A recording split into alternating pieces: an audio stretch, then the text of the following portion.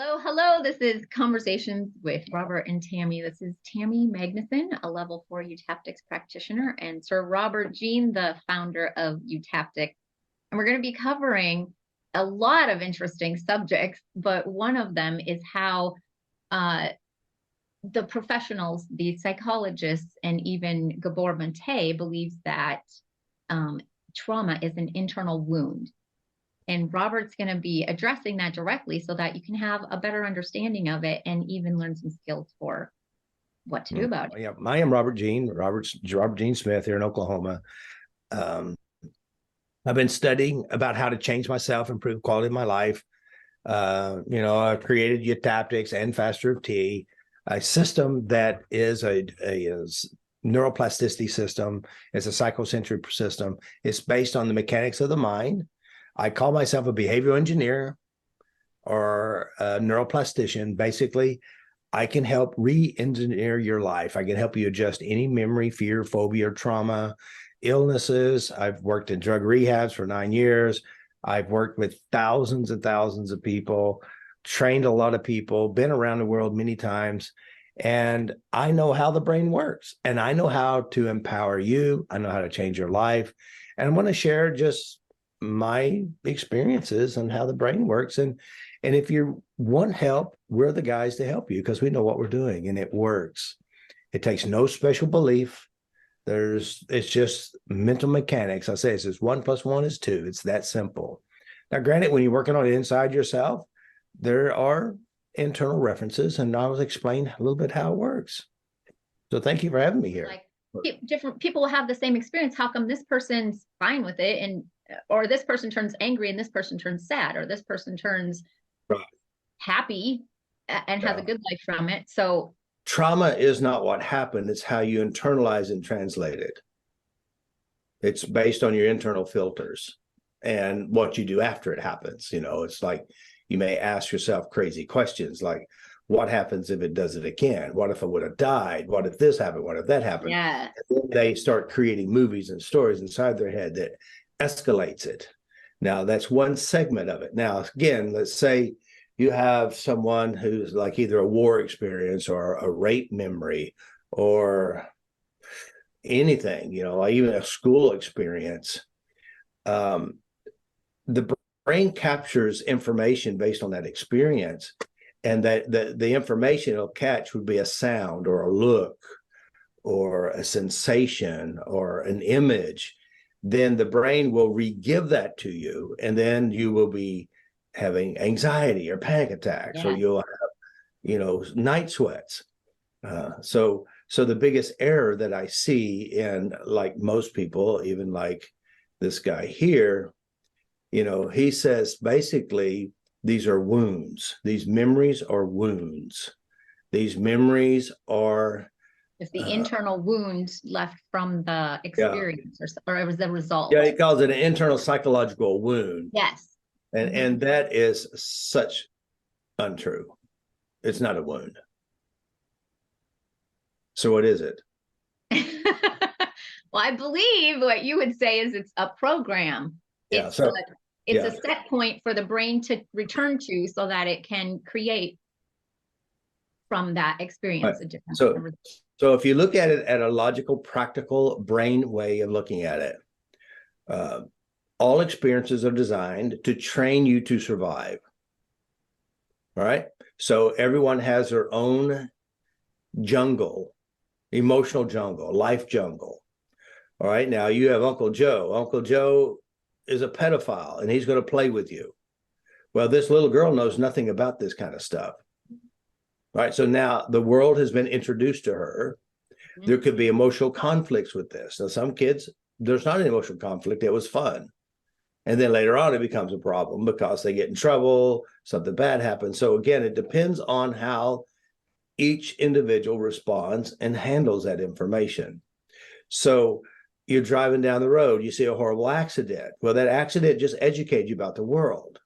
And as that education goes in, now you have night sweats and panic, and you won't leave the house. All right. So you've been educated about the world. Your brain took this information and compounded it, and now it's trying to keep you safe. Panic attacks, night sweats, horrible fears, etc., are survival skills based on an experience. So you're not wounded. You're just educated in an area you wish you weren't educated in.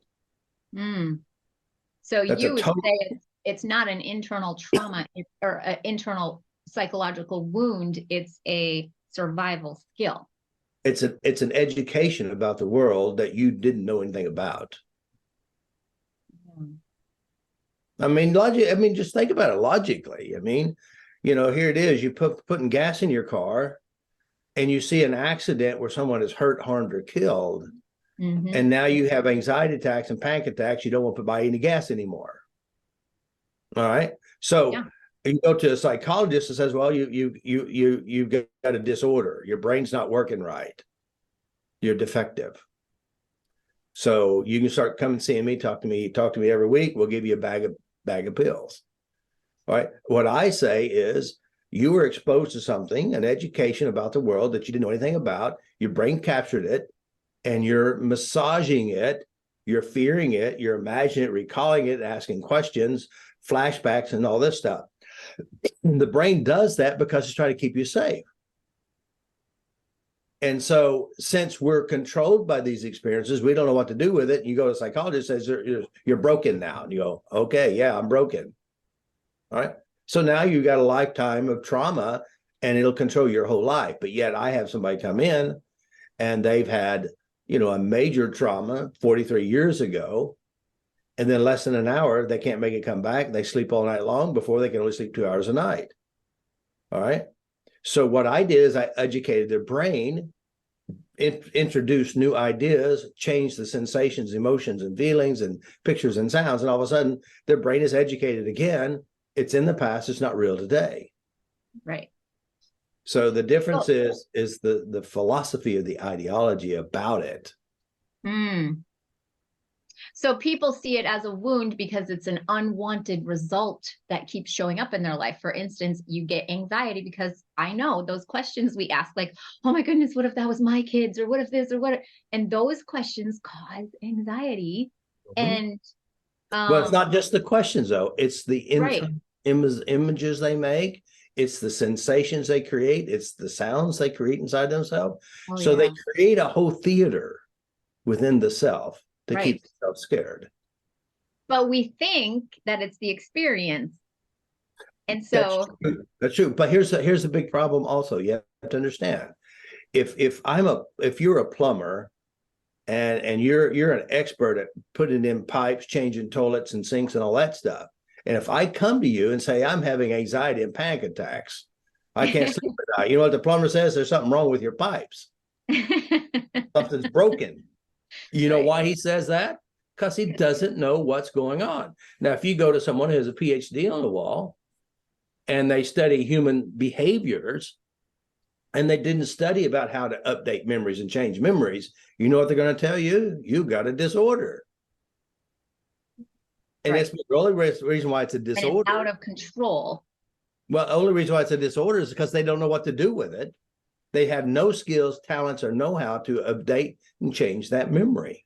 Right. And that experience. So again, we go and we trust these guys because they have a PhD on the wall and they have all this training. And they say, well, you got disorder. You're forever broken. You're going to have to live with this and deal with this the rest of your life. Because this happened to you. Like it happened to you. Yeah, it happened to you and it destroyed you. Right. And that's pure cow shit. That's the A. That's the A that the Scarlet Letter. Oh, okay. Yeah. Right? Like the experience defined this person and now you've got this forever. Yeah, but not everyone allows that to define them. And the only difference is one, internalization of what happened. Two, the mental and emotional massaging or grooming of this problem and building it bigger and bigger and bigger. And of course, it doesn't help when the brain starts recalling and replaying and rehearsing what happened. And then we have a tendency to compound it to make it like a really big problem. Yeah. And by the way, none of these are failures. These are all successes based on what happened, based on how the brain works, and based on survival skills. Hmm. So when the experience happens, I it's interesting because I worked with somebody who, they just kind of wanted to experience what it's like to change a memory because isn't that a Mhm. lie? Isn't that a lie? And we hear that a lot. Yeah. And so what's interesting is how we use this experience to lie to ourselves, right? Yeah. And then Last one. Yeah. right. And then when we want to change, I mean, we lie to ourselves saying, I'm helpless. Like we create a whole Mhm. set Mhm. of beliefs from that. And it's true because of this experience. Right. Well, again, when we recall it, it's real now. Our Right. brain creates it, makes it feel real now. Even though it's not real now, which is a lie, it feels real now. It's not true. It happened 20 years ago, or 30 years ago, or 3 weeks ago. But the Right. brain captures information, organizes across the cortices, and then it starts producing from this education. It's no different to learn how to drive a car. You jump in a car, you drive, but you didn't just learn how to drive in one day. Right.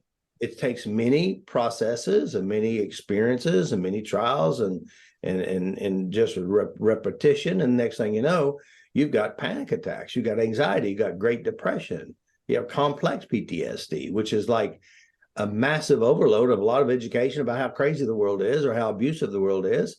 And again, mentally and consciously, we are not smart enough not to recall it and replay it because we want to know so it won't happen again. Yes. But by knowing, practicing, and studying on the internet how bad it could be, we're actually building the great resource of miseries.